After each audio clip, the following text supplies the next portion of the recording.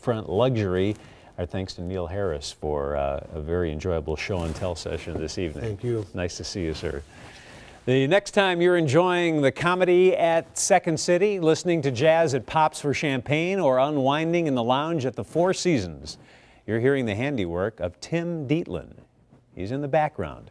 For the past 25 years, Tim has kept Chicago's pianos in tune with his keen ear and perfect pitch.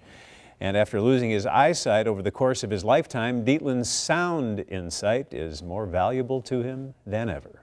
A little sunny today, nice day? Nice day, real nice. And that'll make you happier too. Oh yeah, I'm always sure.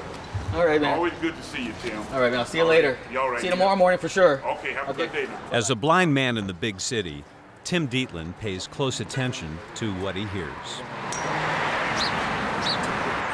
On their daily treks across the city, Dietlin and his guide dog, Mischa, rely strongly on the very noises and sounds many of us try to block out.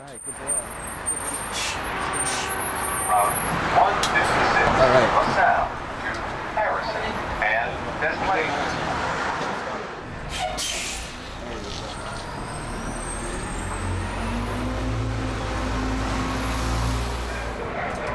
Doggies, they don't see you, don't they? Barking dogs at an animal shelter. Right. Accelerating cars. A screaming siren. Clues that tell Dietlin what street he's on and when he can cross it. Yeah, okay.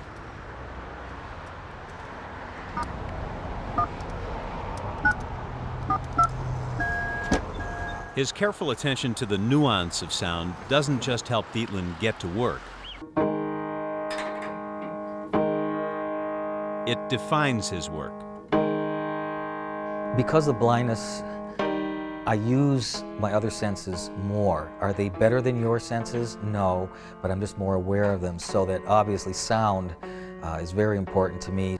I would almost say that I would rather give up my sight than anything, because sight affects my mobility, but that's about it. So I feel that sometimes my handicap is tailor-made for me. Hey Chris, look back there. You can hear that little sympathetic buzz? His strength has always been in his incredible ears. We have to have our pianos perfectly maintained. Some do it very scientifically, and what Tim does is he gets it in tune, but he does it, there's an intuitive quality which makes it a more heartful. He has a real grasp of what the potential of a piano ought to be. Gifted with perfect pitch, Dietlin can tell what note he's playing simply by listening to it. But if I do that note, that's a B, you know, C sharp, F sharp. What I'm hearing here is not just what you hear in pitch, but I'm hearing beats, pulses, wah wah wah. So as I bring it in and listen to what I'm doing there, I'm hearing that, but there are different ways of knowing it's exactly right. And so, how's the piano sound? Well, everything's just right. I have lost my sight over the course of my lifetime. I was born with a disease called retinitis pigmentosa. At age 8, they diagnosed it, and they said that at that age I would start becoming night blind. At 16, I had tunnel vision. I was able to secure a driver's license because I had enough vision, and so I drove for almost 16 years, and I believe at about the age of 32, I had to make a decision that I really was struggling. And so at that point, I hung up the car keys, and was glad I did. Yep, right there. Hearing is important, of course, in what I do for a living, and it was such a blessing to be able to see myself lose sight, but not have to really change gears in my career. I do less on the piano than I used to, and I call on friends and associates who were trained in the same area to be able to do technical things that require sight. But as far as my true abilities of tuning and voicing and doing what I call finesse work, I haven't had to change a thing. As a matter of fact, I've improved because I developed tools and skills that don't require sight. Hey, out to the right. We're going to catch a bus. Catching a bus was a little easier for Dietlin before last October, when he fell off a stage and broke his leg. Okay. But 2 plates, 7 screws, and a titanium rod later, Dietlin's tune hasn't changed all that much. Although he's familiar with the stage at the Moody Bible Institute, where he learned his craft and still tunes regularly, Dietlin's faith in his footing wavers as he adjusts the piano's location. Where's the edge? Close? No, I'm pretty good.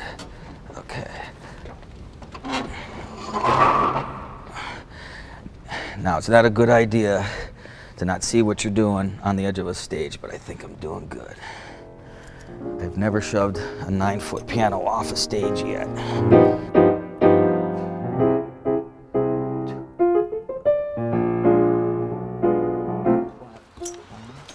Hey, Timmy. Chris! Hey. You saw me coming. You're on time. On the far north side, Dietlin arrives to tune the piano of longtime friend Chris Cameron, a well-known keyboardist who has recorded with Mavis Staples, Bob Dylan, Ramsey Lewis, and many others. What I'm doing here is, because the blind factor allows me to go for other tools that do things better than with sight, and so with the idea of a straight edge, I'm going over these hammers, and that's probably where we have some of that yin-yang, I call it. It's just a little bit of one string getting struck slightly before the other two of the same note. Well, I got up on piano tuning day. Saw my buddy Tim Dietlin coming down the way. He had his usual tools, but he had a big film crew. One of the crossovers, as I might as well put it, of tuning for a musician as well as a homeowner would be Chris Cameron. I just enjoy my time with his musicianship. And every single time that he scratches that itch, well, Timmy's dog Mischa got perfect pitch. All right now. That's right. The admiration runs both ways for Dietlin, a descendant of famed Hungarian composer Bela Bartok and many of Chicago's top performers. At the Green Mill in Uptown, a well-tuned piano is a draw for a notoriously meticulous jazz great.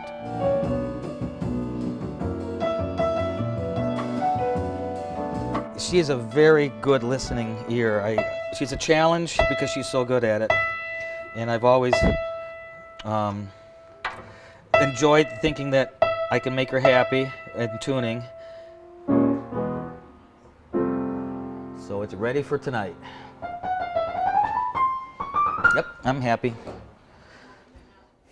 Tim and Mischa fly into Chicago twice a month from Michigan, where they live on a farm with Tim's wife, Patty, their 3 children, and Bartok, who is training to work at Tim's side when Mischa retires next year. One more thing about tonight's PBS Frontline program, A Company of Soldiers. The 90-minute documentary follows a small group of soldiers, the U.S. Army's